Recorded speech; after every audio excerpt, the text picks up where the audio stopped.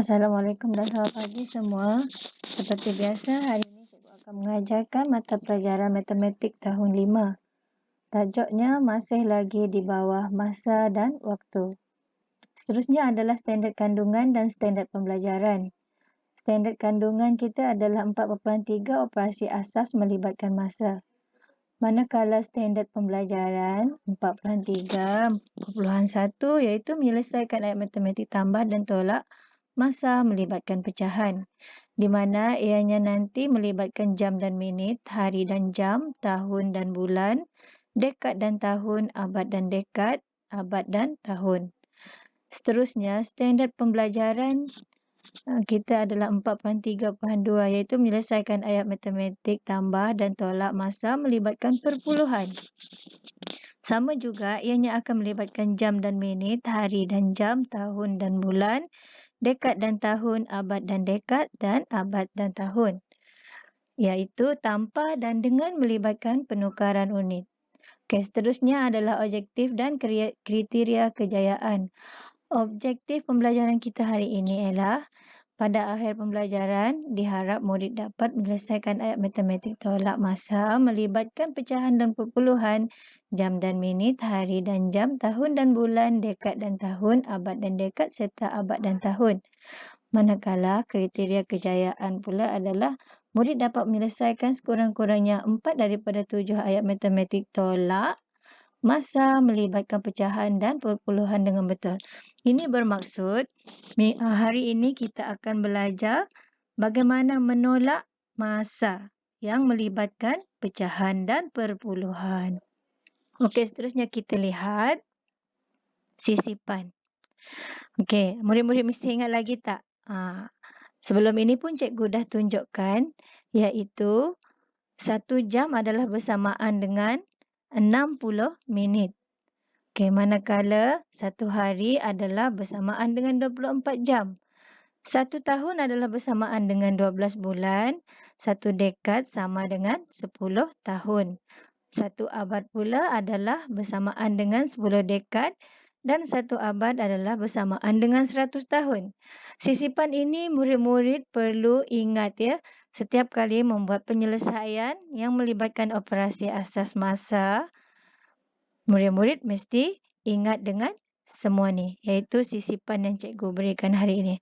Seterusnya kita lihat contoh pengiraan tolak melibatkan masa. Okey, contoh 1. 1:56 jam tolak 12 minit.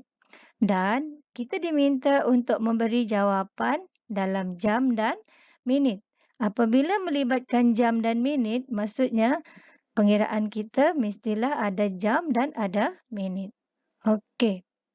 Seterusnya, cikgu pecahkan 1/5/6 ni. Ini adalah nombor bercampur.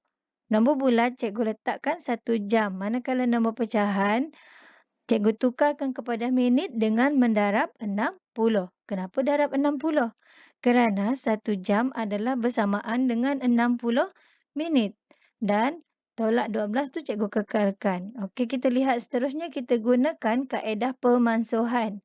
Iaitu dalam sifar 6, 6 darab 1 adalah bersamaan dengan 6. Manakala 6 darab 10 adalah bersamaan dengan 60. Jadi sebab tu cikgu letak 10 di sini, 1 di sini. Jadi sekarang kalau kita lihat di sini 5 darab 10 adalah bersamaan dengan 50. Jadi 1 jam 50 minit tolak 12 minit. Untuk menyelesaikan masalah ini, cikgu gunakan peta ini ataupun jadual ini untuk menolak. Okey, kita lihat 1 jam 50 minit tolak 12 minit. Okey. Jadi sekarang seperti biasa, kita pinjam daripada, kalau dalam minit, kita tidak perlu menukar unit kerana ini adalah 50 minit. Jadi kita 5 ni kita pinjam ke sebelah, kita letak seperti biasa saja, iaitu sifar ni kita letak 1 di sini jadi 10 dan 5 akan bertukar menjadi 4. Jadi 10 tolak 2 adalah 8, 4 tolak 1 adalah 3 dan 1 tolak 0 ni adalah 1. Jadi jawapannya adalah 1 jam 38 minit. Okey. dan kita letakkan di ruang jawapan. Itu adalah contoh pengiraan yang pertama. Seterusnya adalah contoh pengiraan yang kedua. Seterusnya kita melibatkan hari dan jam. Kalau tadi jam dan minit, sekarang hari dan jam. Iaitu 9 hari 18 jam tolak 7/8 hari. Dia nak jawapan dalam hari dan jam. Okey. Seperti tadi juga, okey, 9 hari 18 jam tolak. Untuk memecahkan hari ini, kita kena darab dengan 24. Hari automatik akan bertukar menjadi jam kerana telah didarabkan dengan 24. Ini bermaksud hari bertukar menjadi jam. Okey, kita lihat. Sama juga, cikgu gunakan kaedah pemansuhan di mana 24 ni ada dalam sifar 8. 8 darab 1 menjadi 8. 8 darab 3 menjadi 24.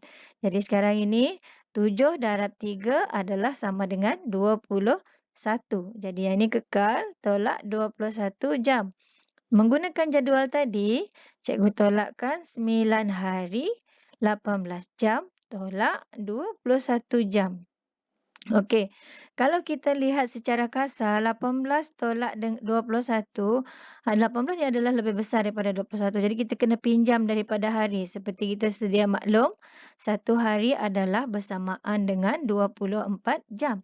Okey, cikgu pinjam dari 9, 9 tinggal 8, satu hari ni kita pindah menjadi jam. Satu hari adalah bersamaan dengan 24 jam. Jadi sekarang 24 cikgu kena tambahkan dengan 18. Ya, 24 ni kena tambah dengan 18 dulu, barulah kita letak di sini.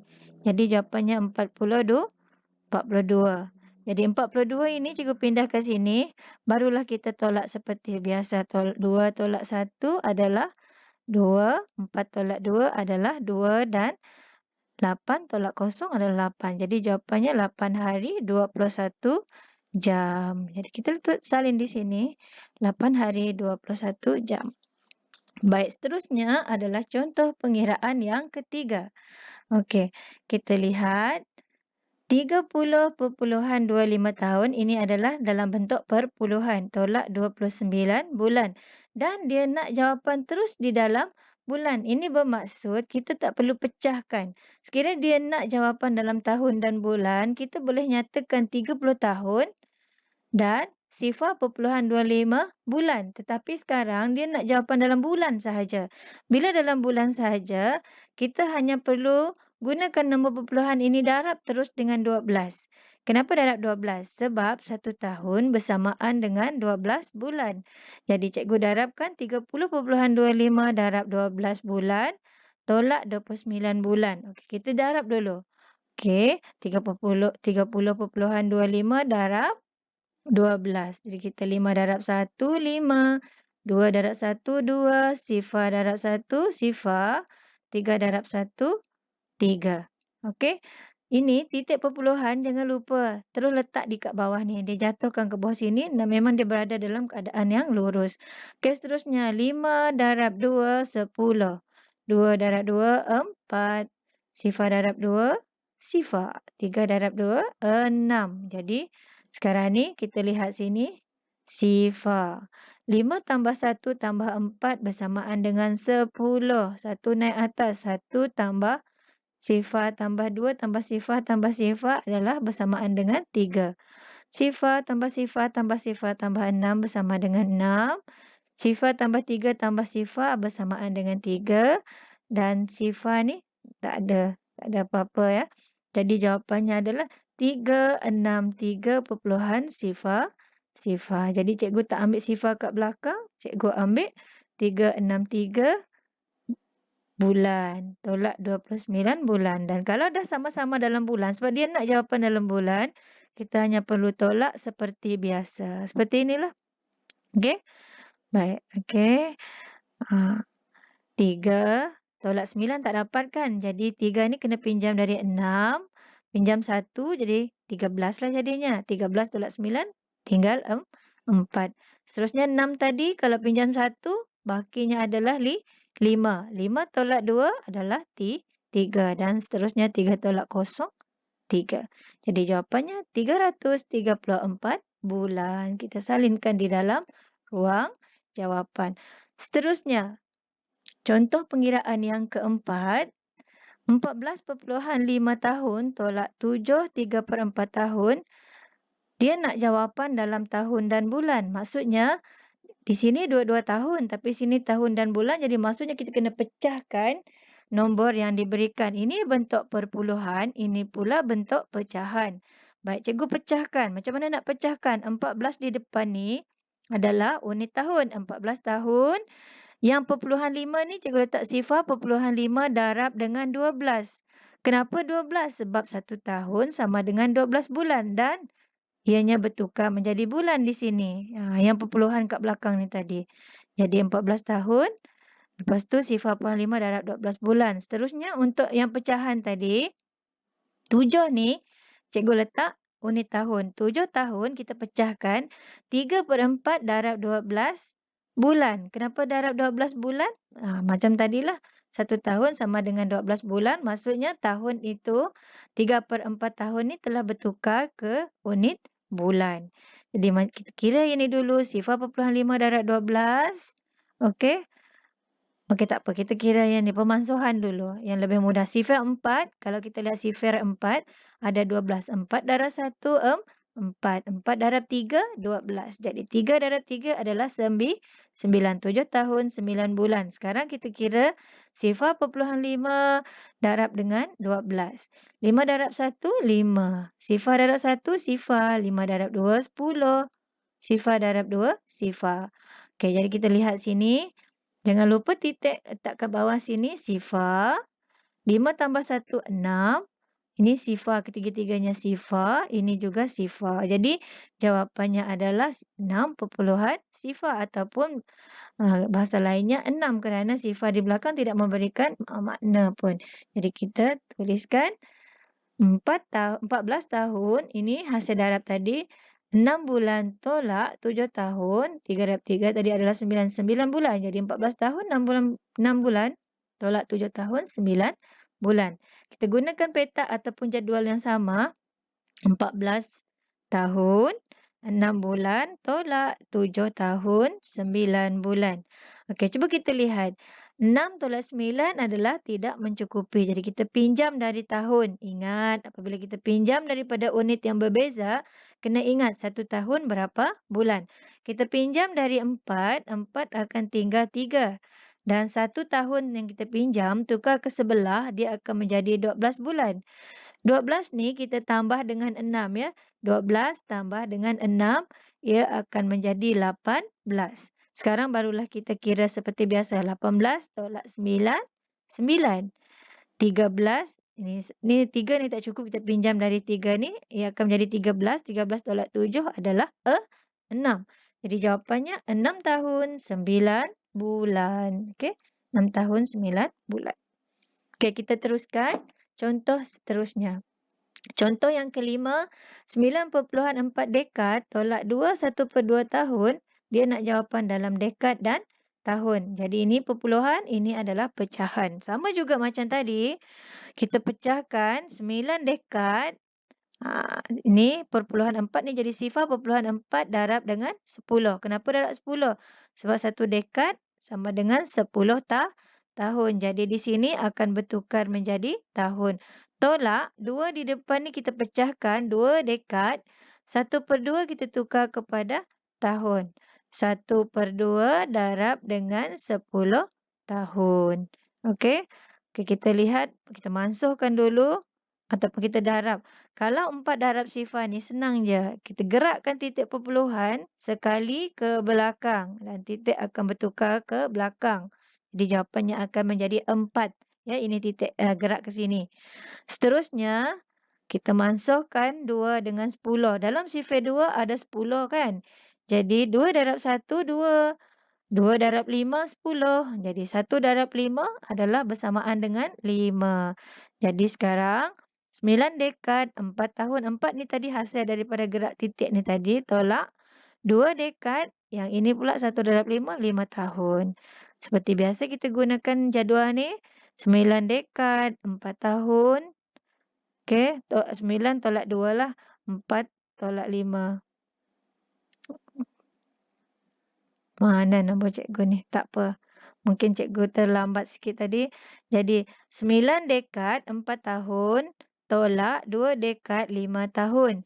Okey, kalau kita lihat 4 tolak 5 tidak cukup. Jadi kita pinjam dari 9. 9 pinjam 1 tinggal 8. 1 dekad tukar kepada tahun adalah bersamaan dengan 10 tahun. 10 tambah 4 adalah bersamaan dengan 14.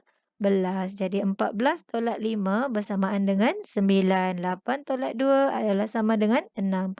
Jadi jawapannya 6 dekad 9 tahun. Kita masukkan dalam ruang jawapan. Okey, kita teruskan lagi ya.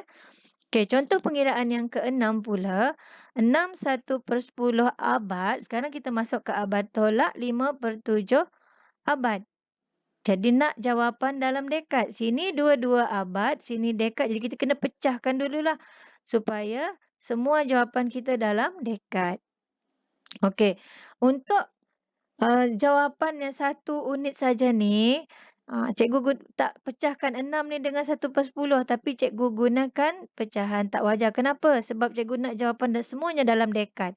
Bila cikgu gunakan pecahan tak wajar, abad ni automatik bertukar menjadi dekad. Jadi 6 darab 10, 60 tambah 1, 61/10 darab 10, abad akan bertukar menjadi dekad. Kenapa?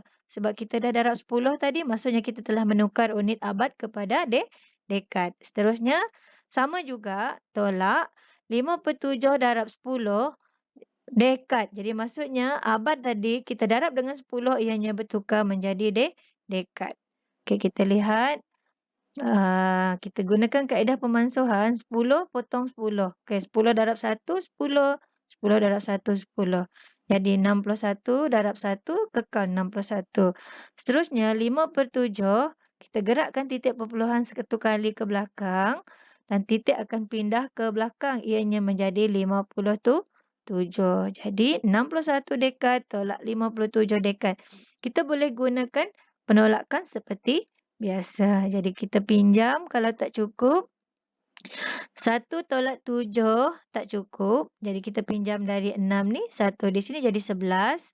Dan 6 tinggal 5. Jadi 11 tolak 7 bersamaan dengan 4. 5 tolak 5 sifar. Dan jawapannya adalah 4 dekad.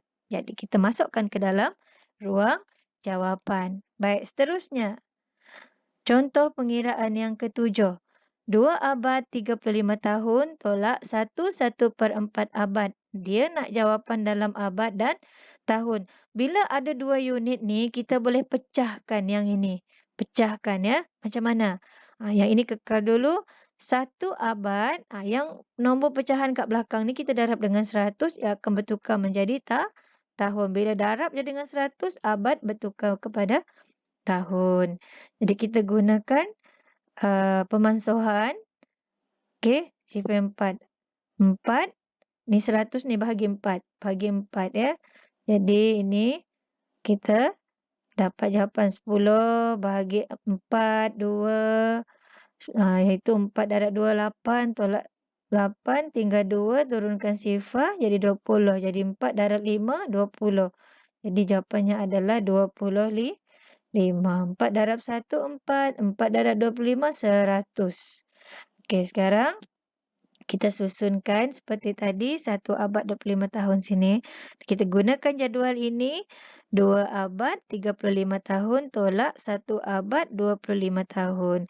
5 tolak 5 sifar. 3 tolak 2, 1. 2 tolak 1, 1. Jadi jawapannya 1 abad 10 tahun. Senang kan? Dan yang terakhir sekali, contoh pengiraan yang terakhir.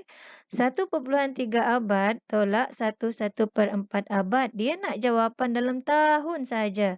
Jadi seperti contoh tadi, kita boleh gunakan pecahan tak wajar sebab dia nak dalam unit yang satu ni saja. Jadi sekarang ini 1/3 darab 100. Jadi abad tukar kepada tahun. Darab je dengan 100, abad automatik bertukar kepada tahun. Tolak. Kenapa cikgu tak pecahkan 1 dengan 1/4? Kerana kalau kita nak tukar ke unit yang satu ni, kita lebih mudah gunakan pecahan tak wajar kerana satu kali pengiraan saja. Jadi 1/4 4 tambah 1 5. 5/4 darab dengan 100. Jadi 1/3 kita gerakkan titik sebanyak 2 kali 1, 2. Jadi kita gerak 1, 2. Jadi titik berada di belakang, kalau tak cukup kita tambah 1 sifar di sini. Jadi jawapannya 130 tahun. Manakala yang ini pula kita gunakan kaedah pemansuhan macam tadi, macam contoh 7 tadi, 4 darab 1, 4. 4 darab 25 jawapannya 100. 5 darab 25 ataupun 25 darab 5 adalah 125. 5 darab 5, 25. Jadi 2 naik atas. 2 darab 5, 10 tambah 2, 12. Sebab itulah 125. Jadi jawapannya ini 130 tolak 125 tahun. Kita tolak seperti biasalah. 130. Sifar tolak 5 tak cukup. Kita pinjam dari 3. 3 tinggal 2. Sifar tadi menjadi 10. 10 tolak 5, 5. 2 tolak 2, sifar. 1 tolak 1, sifar. Dan jawapannya adalah 5 tahun. Okey. Cikgu harap contoh pengiraan yang cikgu beri mencukupi untuk kamu fahami kaedah ataupun langkah kerja pengiraan tolak masa yang melibatkan pecahan dan juga perpuluhan. Baik, tugasan hari ini ialah kamu buka buku teks muka surat 165 iaitu latihan 2. Jawabkan A hingga H. A, B, C, D, E, F, G. Tak ada H ya. A hingga G. Jadi, kalau dah siap, kamu boleh hantar. Kalau ada masalah, boleh tanya. Okey. Kamu juga boleh menggunakan contoh untuk penambahan masa yang lepas yang cikgu beri tu. Ya. Walaupun ianya tambah, tapi cara langkah kerja ataupun kaedah pengiraannya adalah sama. Boleh gunakan contoh yang cikgu bagi ataupun panduan yang cikgu bagi sebelum ini. Jadi, cikgu harap kamu dapat selesaikan latihan ini. Sekiranya dah siap, kamu boleh hantar seperti biasa.